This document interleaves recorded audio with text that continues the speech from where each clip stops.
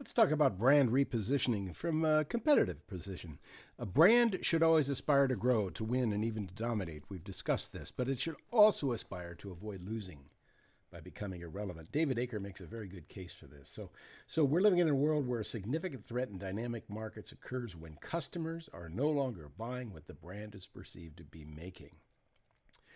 So the problem is, if you're in the taxi cab business and Uber comes along and people want to have the superior experience of Uber, you're out of luck. And that is what we face in a situation like this, a very simple buying of an automobile. This couple's looking to buy a beautiful new sedan, and they like this. But at some point in time, it enters their mind that maybe what they're really looking for is a hybrid. So if this car a hybrid, and it's not a hybrid, it's not in the selection set. It's not going to make it. Competing with brand means that if the consumer is looking for a hybrid, there is no chance that you can say this car is better than this one. Category drives the decision.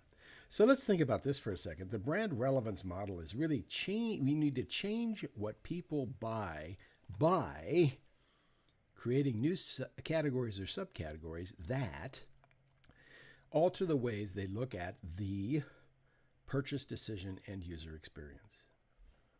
So think about this. This is a case study in the Japanese beer case as we know it. From 1960 to 86, Asahi, Sapporo, and Suntory pursued a brand preference strategy, barely making a dent in Kirin's beer market share of roughly 60% from 70 to 86. Then Asahi, with less than 10% share, introduced Asahi Super Dry. ASD had more alcohol, less sugar than lager beers. It aimed at a youthful Western positioning, as you can imagine here. They kind of had this special thing going. I got my money. I got my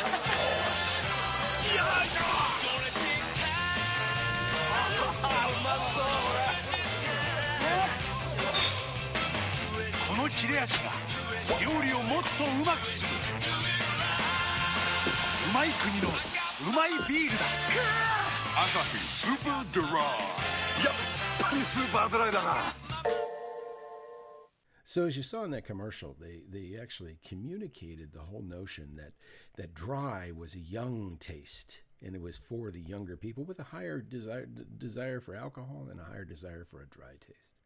Asahi's share doubled to more than 20%, and Kirin fell to 50%. In the next 12 years, Asahi Super Dry built on its new position, this subcategory, and in 2001 it surpassed Kirin, becoming the number one beer in Japan. Brands driving the emergence or positioning or repositioning of the subcategories gained relevance and market position, whereas other brands not relevant to the new subcategories lost position. こんばんは。あれ？知ってんの？Kirin Lager Biru kudasai. Kiripon? No. Kirin Lager Biru kudasai. はい。Kirin Lager Biru. Mr. Beer. Kirin Lager Biru. Everybody drinks Kirin Lager Biru.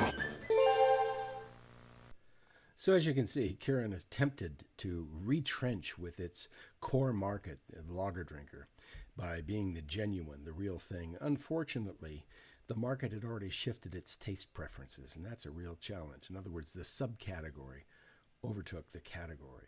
Here's a little chart you can look at your convenience to kind of give you an idea of exactly how that all took place. Fascinating story about the way that we compete with relevance. This is what it really comes down to.